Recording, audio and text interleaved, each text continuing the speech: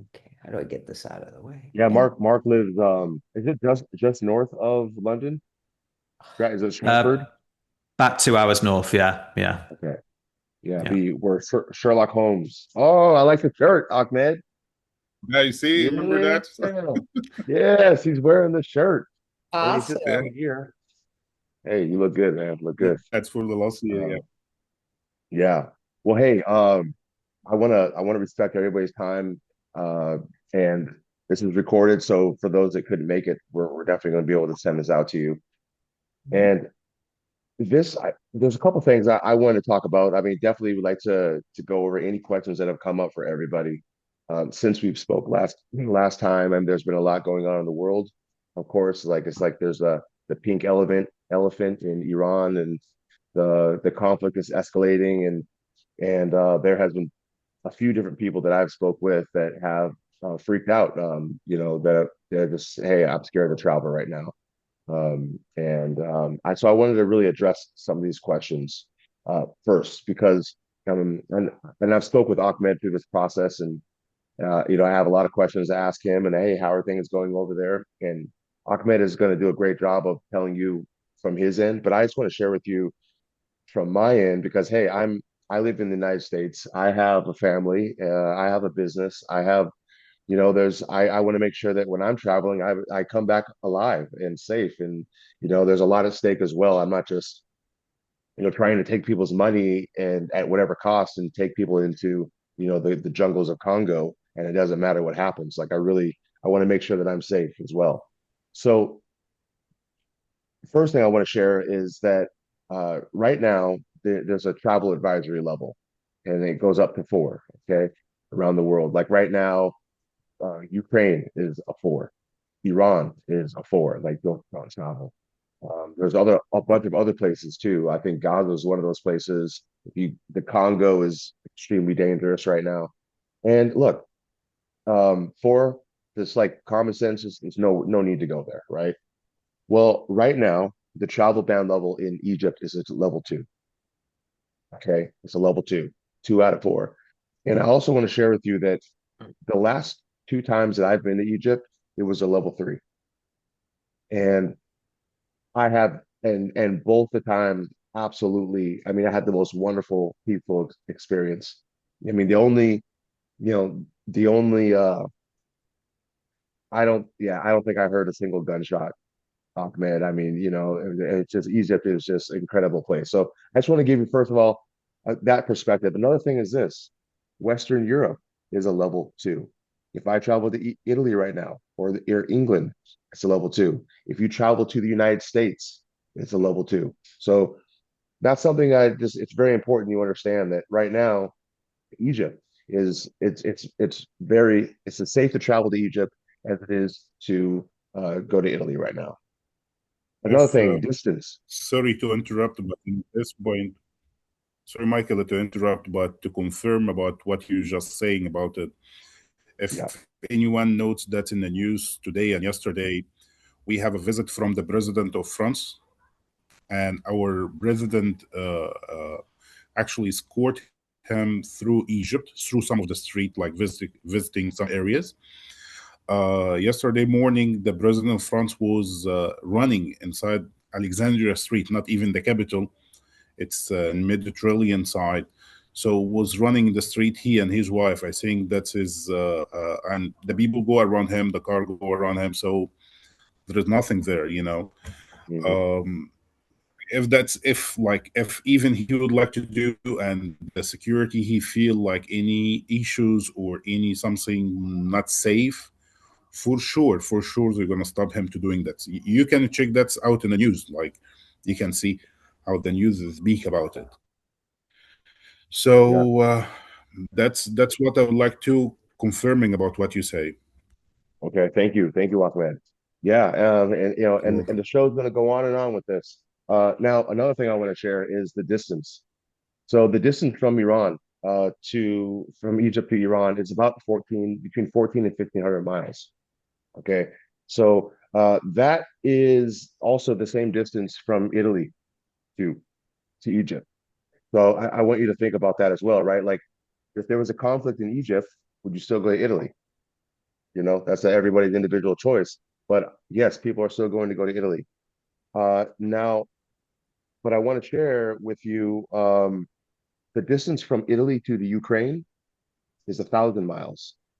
And this is what people don't realize, like, or have forgotten, that the media is not covering the Ukraine with war with Russia right now as much as they are with Iran. And this is also an escalating tension in the world that is just as detrimental on a national or on a world level of a potential World War III conflict than the one that Iran is as well. But this is a war zone, and it's 1,000 miles from Italy, and yet people are still going to Italy. People are still going to Greece, and so it's just it's another perspective of like, hey, like, okay, maybe the media is also having a little bit to do, or a lot to do, with what is thrown in your face and what's going to cause you to worry the most. So this is all important things to look at, and this is what I look at. Because if I'm going to take a group to Italy, or excuse me, to Egypt, I'm going to potentially put my reputation on the line and my life in danger potentially. I want to make sure that, like, I'm not, am I smoking crack, or am I really doing the research to make sure that I can create a meaningful, powerful experience that we all enjoy and we all get home safe. Now, another thing I want to share is this. I'm a big boxing fan. Everybody knows, like, I have a boxing gym, and this month there is a world heavyweight championship boxing match at the Pyramids of Giza. Oh, no way. This is spectacular. Alexander Usyk, one of the greatest heavyweights of our time, and probably of all time, is going to be fighting another champion, and they're going to be fighting right at the pyramids in the backdrop. Another guy named Richard Torres, he's a silver medalist in the last Olympics heavyweight. He's going to be uh, on this card, and I'm going to be watching this. And if I was in Egypt, I would be there. So I want you to understand, this is attracting international, world class attention. And I'll tell you what, this fight's been on the books for a while, and there is a lot of money at stake, and there's a lot of media. And if Egypt was not safe to travel to, they would not be having this, because everybody who is going to be watching this fight, celebrities, uh, politicians, anybody that can be there is going to be there. So what I want to finish this is say, look, there's risk everywhere. Okay, I live in Sacramento area in the foothills, and I can go get myself killed right now. This is common. I mean, I could totally do it. If I just go down the wrong neighborhood, stare at the wrong person. I know you're over there in England, and Ahmed, you're in Cairo. Same thing, right? Like, it's a peaceful place, but you could also just make a terrible decision. That's common sense. But Actually crossing the street in Cairo. yeah, well, yeah, exactly.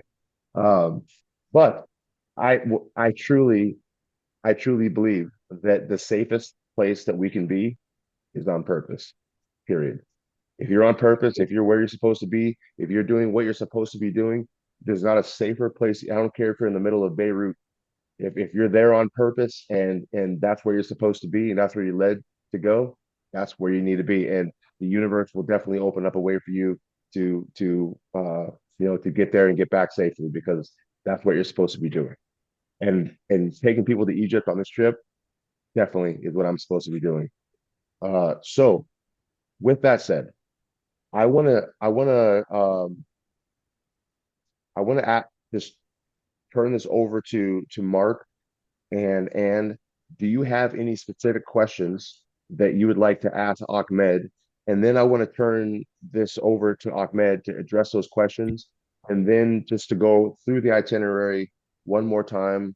And at the very end, just open it up. Hey, are there any questions as far as, like, travel recommendations? Are there any new things, Ahmed, that you've noticed as far as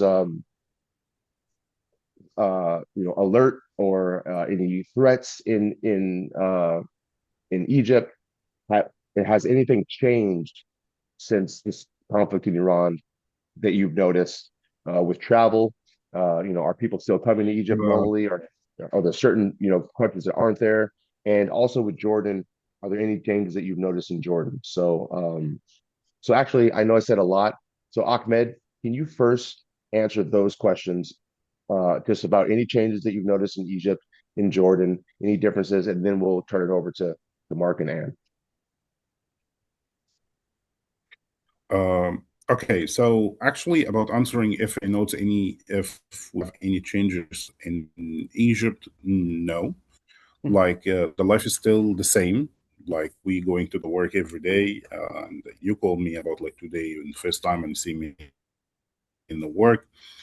We didn't have any problem like in the minutes what we talking right now. Even 2 weeks ago, I think we have a very big musician who was playing in the pyramids area. I can tell you all the Giza hotels and Cairo was fully booked, like no empty room right now. Of course, right now we have a break a little bit because we are going in the low season since it's getting hot more.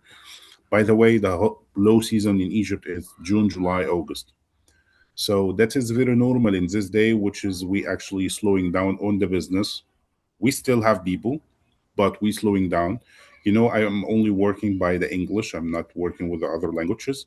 So, but we see a big number of Spanish, French, German, Italian people. They are actually here.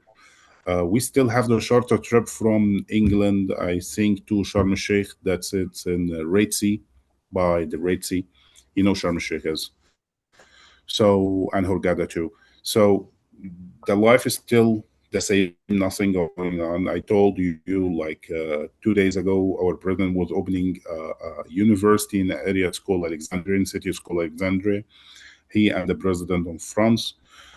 About the war, I think the war now is almost done, like finished.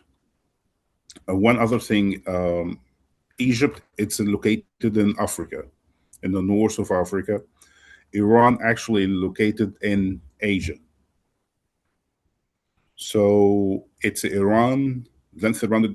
If we take like a direction or direct fly from Iran to Egypt, so we need to cross by Iran, Dubai, then we're crossing Saudi Arabia, then the Red Sea, then we came. And we're speaking, it's a huge distance. It's not like the smallest distance, which is you can see even the rockets or anything fly. No, it's totally not.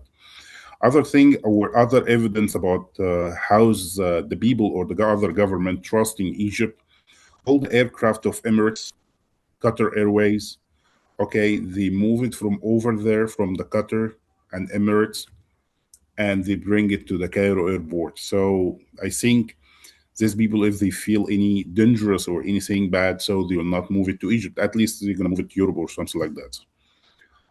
Other thing, we didn't have any problem with like anyone or any expecting problem. If the conflict or anything will happen in the future, you're gonna feel it. Like you're gonna feel it from the government or you're gonna feel it from the situation surrounding you. But it's actually we have a good relation with everyone, like with all the neighbors, with Europe, with the United States, with Russia, with China, even with Iran. So even Egypt, it's playing the role now in the Middle East as the playmaker. So as the peacemaker, sorry. So is totally normal situation. About Jordan, Jordan get affected not even from this war, actually get affected from the first war.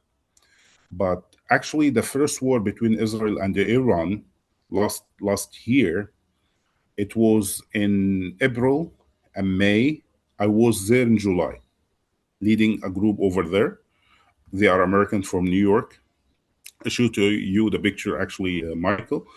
And the people, they are concerned about it. And I say to them, because the tour, it was like a three country, Egypt and Kenya and Jordan. I say to them, we are going to Egypt. Egypt safe 100%. I know that. Kenya is safe too. Okay, but only concern or only our own concern is Jordan. I say to them one thing. I also have a family, so I have a kid, so I need to go back home safe. So I say to them, according to the news, what we're gonna found, we're going to do it or not. So, for example, you are here in Egypt and we found a conflict happen in Jordan or nearby the Jordan. It's clothing. We're not going there. So what we're going to do, we're going to actually cancel in Jordan and we start using these days for another things. Like we can do another excursion. We're going to discuss and replan it again. It's flexible, not like, no, we must go, you know. So it's not like this way. We have something here, we call it safety first. That's one. Other thing that's from the government, guys. The government of Egypt here, they consider the tourism, it's one of the main industry in Egypt and one of the main income.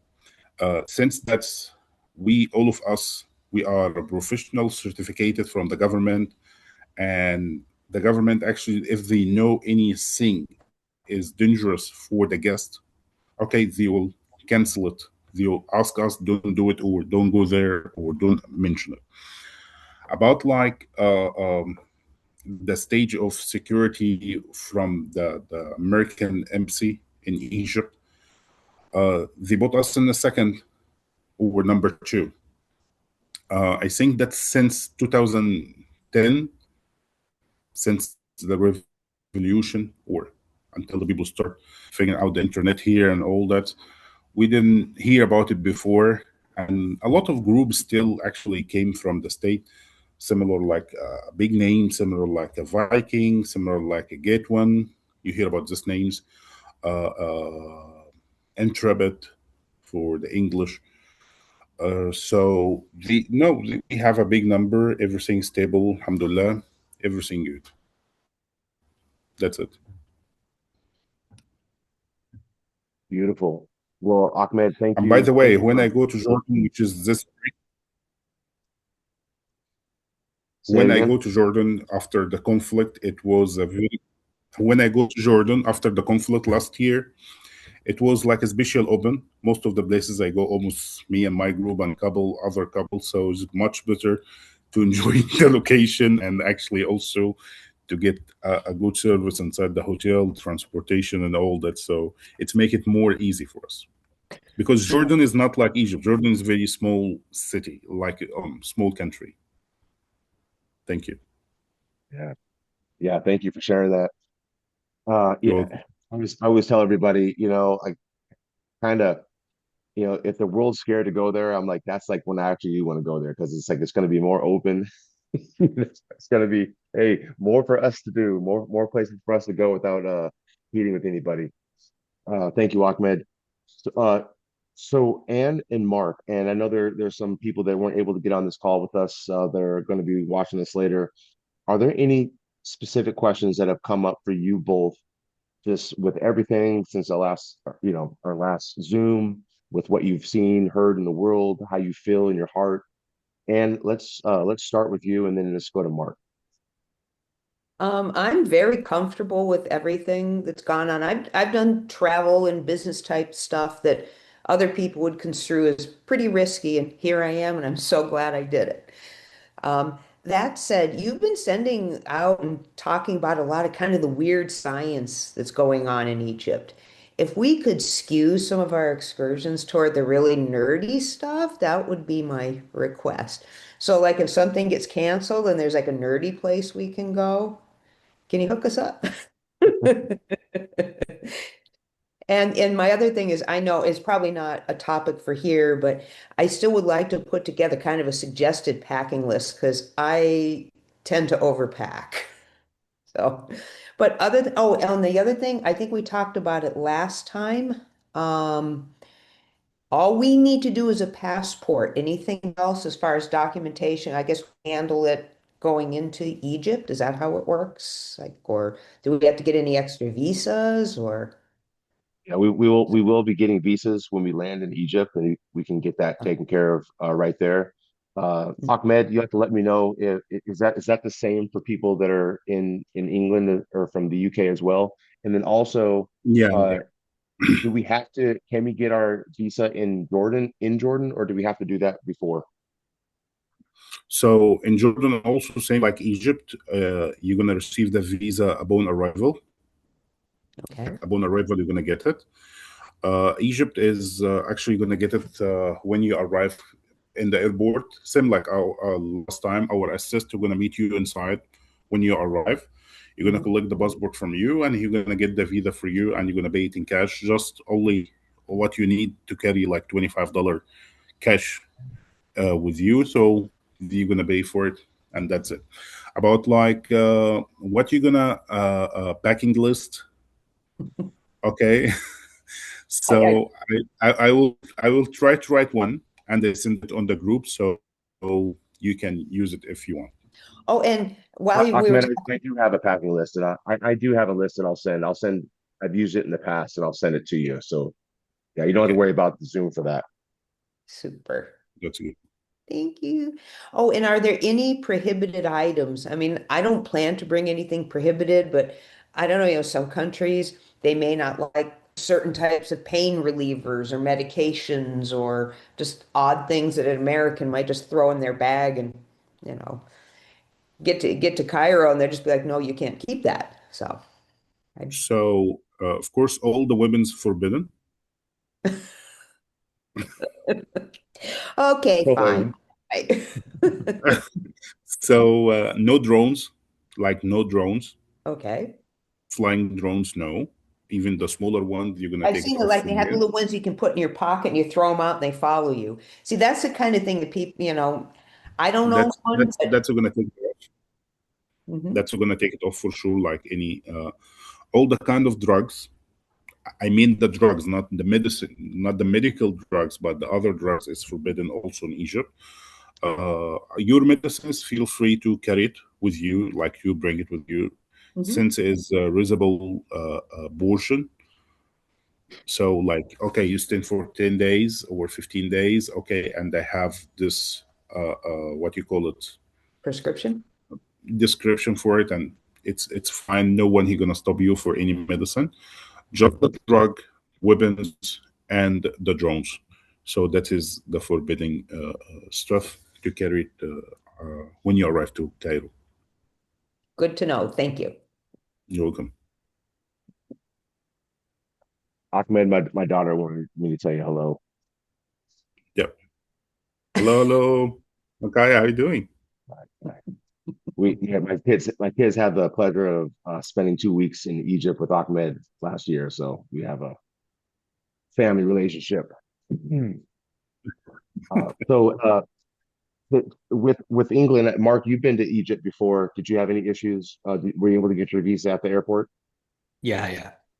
Oh, Okay, good. okay. Yeah. And I looked at Jordan as well, and it was the same. It said the same thing. It said you can get it on arrival, but if you want, you can actually apply for it before online as well.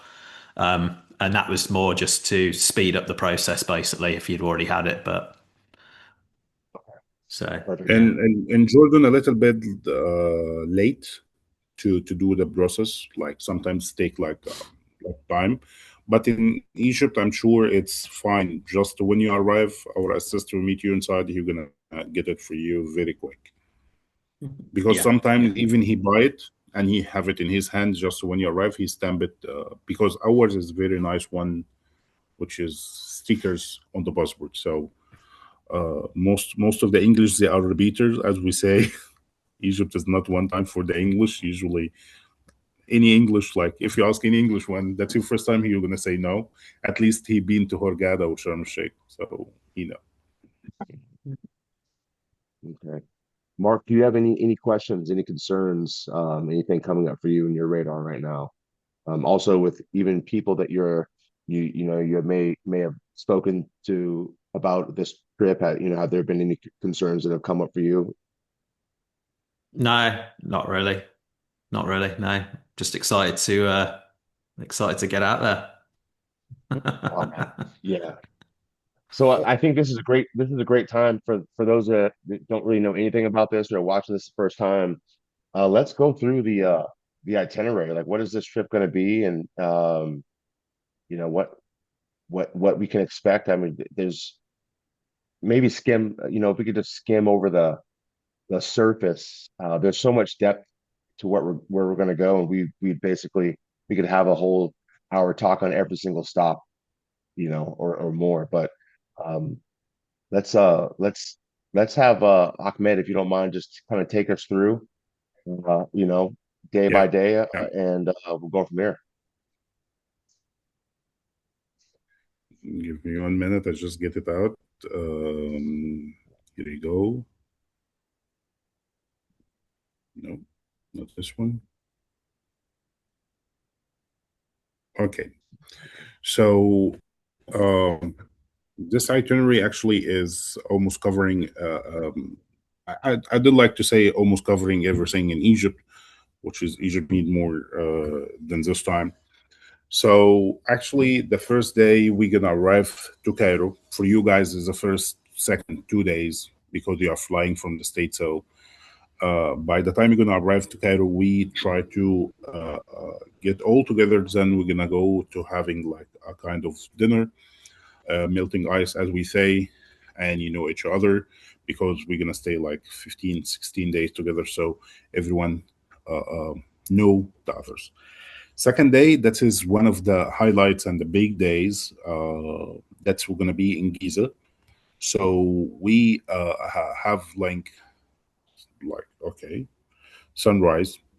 We're gonna be in early morning on the pyramids, like the first people, I guess. As the last time, what we do, we actually start doing that in early morning, and we spend the whole day until the sunset almost there. So we go to the Great Pyramids of Giza, like we're gonna visit the site, the area first, and then we're gonna go inside the Great Pyramids. Then we're gonna go to have the special access for the Sphinx and Osiris Shift. What the timing for to visit the Sphinx and Osiris Shift? That's we're gonna know it on the day because sometimes, like the last time, Michael, you remember we was booked for the early morning opening. Then the government changed it because they have like international visit, like a government visit or something like that. So we actually we're gonna arrange that depends about the day, like the availability on the time. Great Sphinx, like the Sphinx to be touching the Sphinx is like something is unbelievable. Like I see a Sphinx like almost over than 1,000 times, but when you're getting closer to the Sphinx, it's something different. You're gonna see it from outside, and when you stand next to the feet of the Sphinx, is something huge and different. Osiris Shift, Osiris Shift, which is that is under the ground by almost 60 meters, and it's actually a journey, and let's say not only a journey is like adventure, even to go under the ground by 60 meters, old constructions. Here you go. You can find it. Old constructions is not new, and actually, it's containing the rooms inside and the coffin with the black material and what the purpose for. Ended with the other shift, as you can see, is ended by like a shovel containing like a water, and there's like a full pillars. We're gonna speak about all that's in details and what the purpose for, and there's a lot of questions actually it's coming out telling us like what that's used for, or maybe he used for like a station for the nuclear, wireless electricity engine, uh, uh, or that's a regular tomb or something for communication back in the days. All that's what we're gonna know during this time. Then when we the next day we around, by the way, in this day we're gonna have like snacks during the day as we do it last time, like sandwiches and fruits and water. We're gonna be with us all the day. Why for? Because if we get outside the area and coming back, that's mean we're losing the ticket, so we need to get another ticket, and that would losing a time. So we know we're gonna have this snacks, and after we done, we're gonna go to having the lunch in one of the local Egyptian restaurant. Day number 4, which is that the third day, we're gonna see the Grand Egyptian Museum and the Coptic Cairo.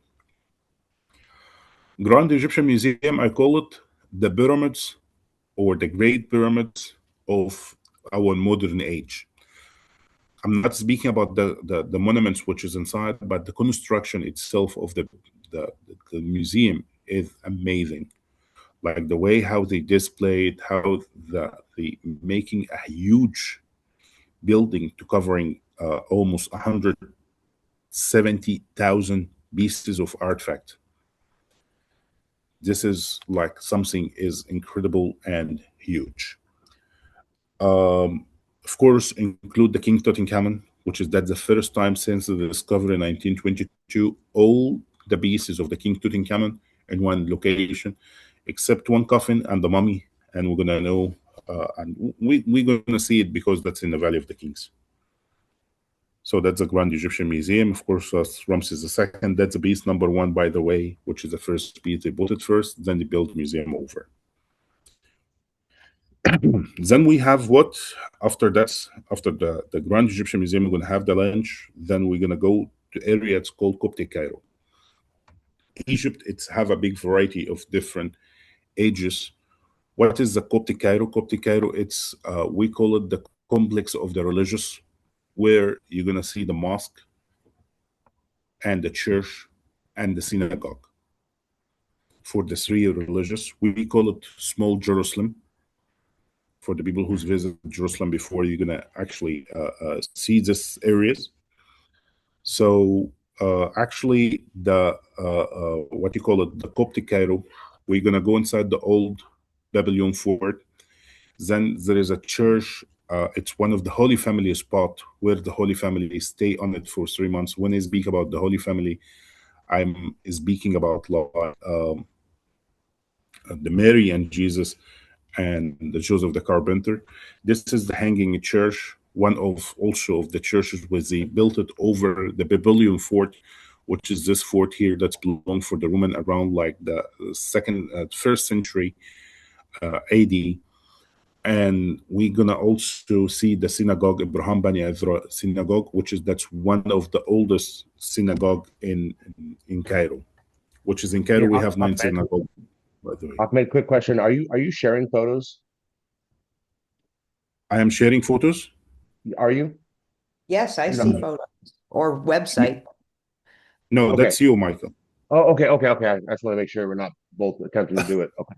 No. Okay. So next day in the morning, that's day number 5, we're gonna fly from Cairo to Aswan. By the time we are flying, we're gonna visit the unfinished obelisk, and actually we're gonna the temple of Isis. Isis here, it's a goddess of love, not the bad Isis. Okay, so the goddess Isis, she's a goddess of love, and that's we call it the Philae temple. By the way, that is in the picture in front of you. That is the unfinished obelisk. It's one of the places which ancient Egyptians used to cutting the granite from there. So perhaps that's for the Queen Hatshepsut actually was building an obelisk, and then they have a crack in the middle, so they lift it behind, so the people they can actually see. They are not the aliens. They have just regular people and have a kind of technology. So then after the unfinished obelisk, we're going to go to the Nile cruise. Nile cruise is the size of the Nile cruise is about like 50 cabins, like 50 rooms. It's a huge cruise, including swimming pool. It's like a hotel. In the cruise, we're gonna have like full board, breakfast, lunch, and dinner for all the days. So we're gonna have also a very special a cruise, or not a cruise, sorry, a very special night for us, which is we're gonna go to the Nubian village. And the Nubian village where we go, this is not the Nubian village, which is a touristic area or where most of the tourists they go. That is actually is a real Nubian. We're gonna go one of the Nubian people of Egypt, and we're gonna have a dinner inside the house over there. In the morning, the Nile cruise, we're gonna start sailing down to Luxor, and in the way we're gonna stop in Komombo Temple and the Edfu Temple. Komombo Temple and Edfu Temple, it's a two temple located between Luxor and Aswan, and actually they belong for the Greek and Roman, but the style of the temple, of this two temple, it's the ancient Egyptian. They have their own unique style. So we're gonna see it and learn about it. Day seven, we're gonna arrive to Luxor. We're gonna go to the Karnak Temple and Luxor Temple. Karnak Temple, that's we're gonna do it in the daytime. Luxor Temple, we're gonna do it in the nighttime, that's much better. So Karnak Temple is actually one of the temples, we call it the biggest on the world for one god.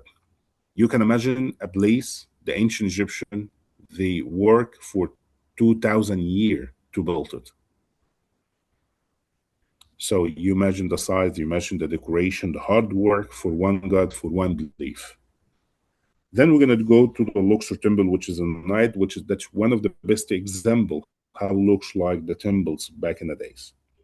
Next day, we're going to have a very important day for us, which is, we call it the Valley of the Kings, the west bank of Egypt, or the west bank of Luxor. We're going to do actually the Valley of the Kings, including 3 tombs, and of course you can add like any others. It is possible. After the Valley of the King, we're going to go to the Queen Hatshepsut temple. One of the temple, which is they cut it out from the mountain, is also different, is also unique, because different style than the other temple. By the way, we call it the Temple of Million of Years, or she called it the Temple of Million of Years. Then we're gonna have like the Colossi of Memnon, that's a 2 huge statue for the king Imhotep III, belong for the New Kingdom around like 1400 BC. Then we have, that's it for this day. Return back to the hotel. Abydos, next day, day 9, we're gonna do Abydos and Dandara. Abydos and Dandara, we actually having the Abydos. It's the, what you call it, is the religious city of the ancient Egyptian. Like if we say Memphis, the capital of Egypt, or the oldest capital of Egypt, Abydos is actually the religious capital of the ancient Egyptians. Why for? They believe the god Osiris, he buried over there. The king Ramses II, city the first, that is have like actually a beautiful temple over there, which is also totally different. A lot of story about the Abydos, but one of the main thing, what he showed you, Michael, in the screen right now, it is actually the Osirian. Osirian, it's tomb or a temple, or maybe station, similar like the Osiris Shift and the pyramids, or maybe a nuclear station. Maybe it's useful making electricity. That's what we're gonna see, and we're gonna talk about it a lot. It is actually, that's a place of Osirian. That is a special open. We're gonna do it. That's one of the main things we're gonna do during the tour. We're gonna see the beauty of all these areas. How's the fight between the god Horus and Set. All that's where we're gonna see. Then we're gonna go after Abydos. We're gonna go to Dandara. Dandara is a temple for the Queen Hathor. If you don't know the Queen Hathor, she's a goddess of music, and she's a goddess of beauty, the love, and the motherhood. She's also one of the goddesses she do the healing or protection back in the day. So that's why the ancient Egyptian, they care a lot about it. So they making for her a temple. It's called the Temple of Dandara Temple, which is, no, that is Abydos. Oh God. Not Dandara. No, that's Dandara. That's the temple. What he showed you in the picture is Abydos, not Dandara. Anyway, after we done this day, we're gonna having like an evening flight to fly back to Cairo, arrive in Cairo, overnight in Cairo. They Yeah. Okay, yeah. Then day 10, we're gonna drive in early morning to where? To Bahariya Oasis. What is the Bahariya Oasis? Last time we do Siwa. Siwa is actually far away from Cairo, about like 9 hours. So we decide to choosing at White Desert or the Bahariya Oasis, that's because that's very close from Cairo. Bahariya Oasis, it's actually one of the places it's considered like a heritage. So over there we have the White Desert, the Black Desert. We're gonna having like a camping over there under the sun, under the sky, direct inside the White Desert. By the way, the White Desert, as you see in the pictures here, is actually this White Desert here is apart from the huge ocean. We call it the Tsini Ocean. Do you hear about the Tsini Ocean 40 million years ago? So when that shrank, he left behind these scenes, the beautiful scenes over there. The adventure, what we're going to do it in this part, it's going to be a very memorial for everyone, especially the night camping and all that. And also we can do in the morning, in day 11, you can actually do the breath work ceremony. Breathwork, yes. That's we're gonna lead by Michael. So then we're gonna drive back to Cairo. Drive back to Cairo, 3 hours. Having the lunch in the way or the dinner depends about the time. Then we are gonna be relaxing in the hotel to start our journey to driving. Now we're moving from east. We are driving to the northwest. The northeast. Northeast to where? To Sinai. Sinai, as the ancient Egyptian call it, Tamefkat, which is the land of turquoise. And also, as the most of the people call it, the land of the religious or the land of the peace. So in Sinai, actually, that's where Moses received the Ten Commandments. In Sinai, where Mary and Jesus crossing by this location. So it's actually one of the religious land of Egypt. So we're gonna drive to Sinai, visiting the mountain of Moses and Saint Catherine Monastery, overnight in Sinai. In early morning, we're gonna drive heading to the port, about like we speak about like 2 hours away to Safaga area. It's called Safaga area. That's where we gonna have our ferry to crossing the Red Sea to Aqaba. That's in Jordan. Arriving Jordan, the car we're gonna pick us from Jordan to where? To Petra.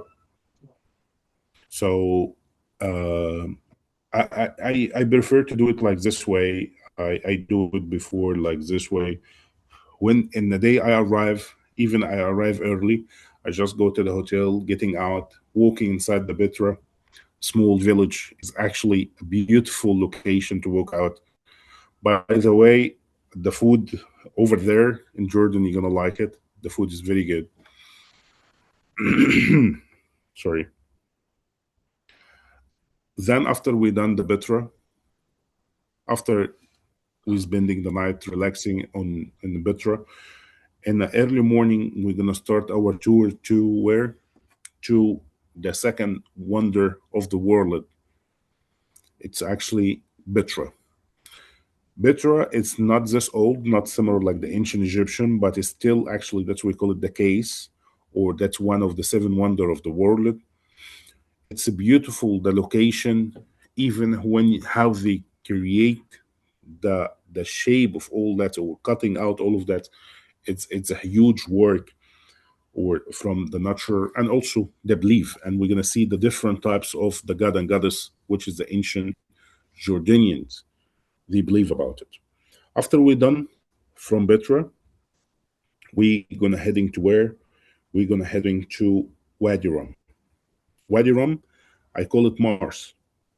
So when we arrive there, we're gonna be in the Mars with the red colors desert. So we're gonna have a camping over there. So and we're gonna have actually also like a Bedouin dinner, and we can do also the breath work ceremony. In the Wadi Rum, this is Wadi Rum.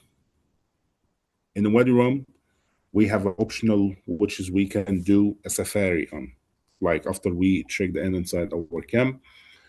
Okay, and we're gonna have like a time to do a safari. If you're resting to do the safari on it, it's different than the safari what you're gonna do it in Cairo, by the way. Ooh. Next day in the morning, we gonna go to the Dead Sea.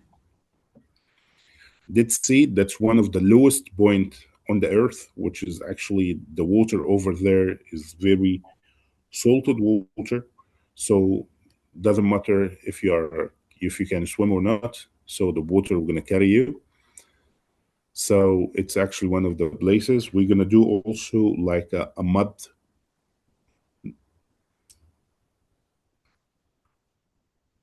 Yeah, we're gonna make like a mud mask everywhere. That's where you can do it over there.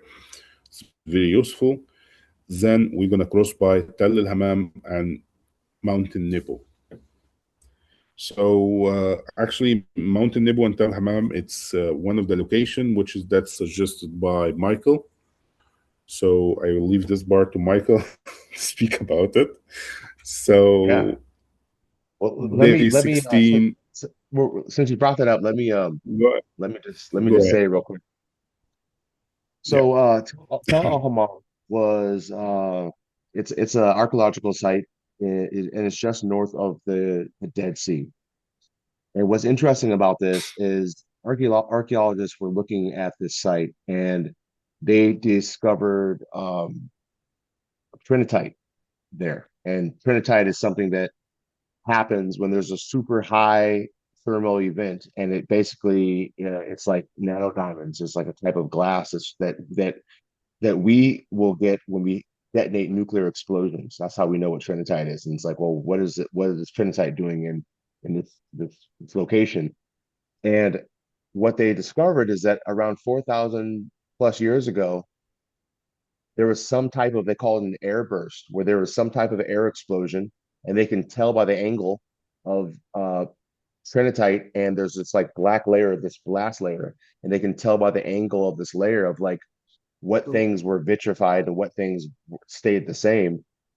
And basically, there was some type of event in the Bronze Age that wiped out this city instantly. And it's just very interesting because there's, you hear stories in the past of, Sodom and Gomorrah, and there was some type of explosion that happened that just wiped out these cities. And what was interesting is that, another thing that was interesting is that for 700 years, like the soil was like unusable after these cities were destroyed by this event, this airburst. And it was actually, there was an article in Nature magazine that actually talked about this, which is a peer-reviewed magazine. It's not a Bible magazine, and they even said, could this be where the origin of some of the biblical stories come from? So I chose this place because this is one of those incredible locations that you may be looking at the source material of where some of these ancient legends have come from. So that's what I want to share with you. Thank you, Ahmed. You're welcome. So after we done from Neptu and Tel Hammam, Mountain Neptu and Tel Hammam, actually we're gonna go to the hotel in Amman, the city or the capital of Jordan. So when we go there, it's actually we're gonna have a hotel, free at leisure. We can arrange as a friendly side, not the business, free walk inside the city, going to one of the local coffee shops. So having hookah, if anyone smoke hookah, having also we can have like a last supper. Let's say we call it the last supper, because next day in the morning you're gonna fly back home and they're gonna fly back to Cairo. So that's pretty much about like the itinerary. That's about like 16 days. Um, Please, if you have any question about anything about those, just let me know. So, and also, if you have like any allergic from a kind of food, or you have any thing and you'd like to mention in the group, so you can mention it to me in a private, so I can handle it. So that's it. Awesome. Thank Or you, anyone Ahmed. have any special request for anything, just let me know. I have just one quick question. Are there going to be any side excursions that you might want to get recorded here? Because I know there was talk about, maybe some, a camel ride or balloons or anything like that. So yeah, that is the optional tour. I'm going to mention it on the spot. For example, on the Pyramids Day, we're going to have a camel ride. Mm-hmm. That's on the Pyramids Day. We can do it in Petra, but it's more iconic in the pyramids, with the Great Pyramids of Giza. Hot air balloon, we're going to do it also in Luxor, Mm-hmm. in early morning in Luxor. That is like side excursions. There's some of the side excursion we can do it, like we can do, for example, the sound of light show in the Karnak Temple, which is one of the things in Luxor. We can do it. We can do the Nile cruise, but you have a Nile cruise. Okay. Like some of the excursion, we're gonna go it on the spot. Like I love to mention it on the spot. Similar like in Jordan, for example, from the station where the car drove us off until we reach into the case, the most famous. It's some people they suggest to having like a golf car or riding a camel. Mm-hmm. Uh, it's a long way. It's about like 30-40 minutes to walk.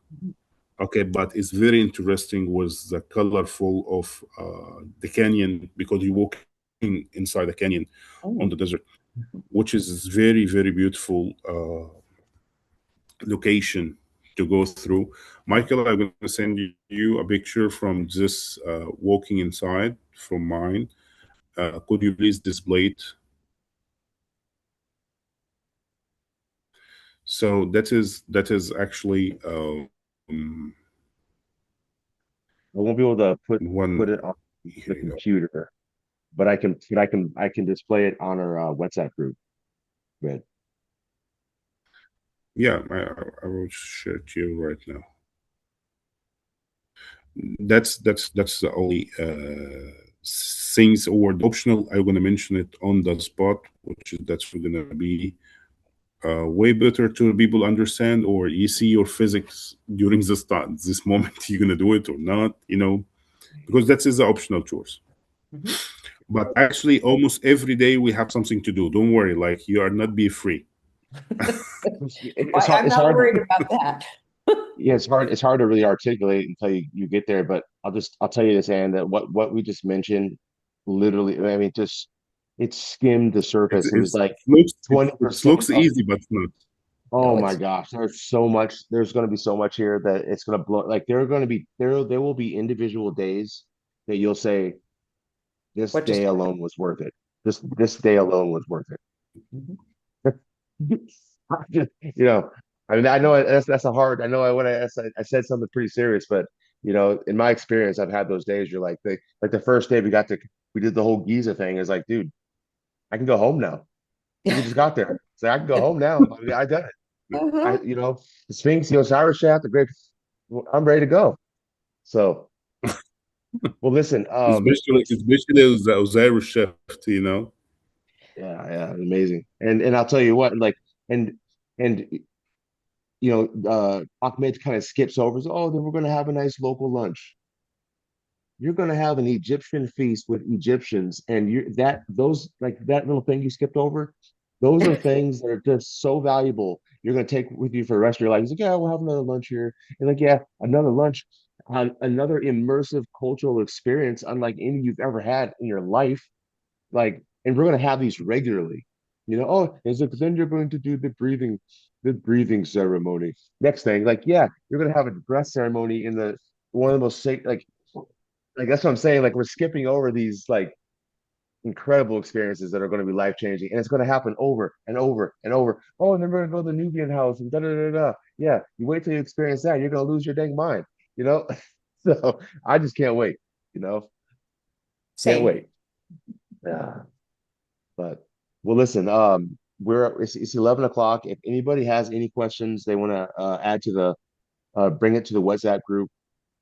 Thank you so much. We'll definitely do another one moving forward in the future, and looking forward for for more people to join us as well. I'm gonna record this, and this will be plugged into our YouTube channel, and I'll share it with you as soon as it's loaded up. Okay.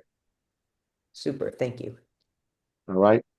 All right. Well, hey, Nice meeting you all. It's good to see you all, guys. And thank you yeah, assalamu alaikum, my for friend. listening. Please feel free to. Alaikum salam. All right. Talk to you guys later. Bye bye. Peace. Thanks, Bye. everyone. Bye bye. Bye. Bye.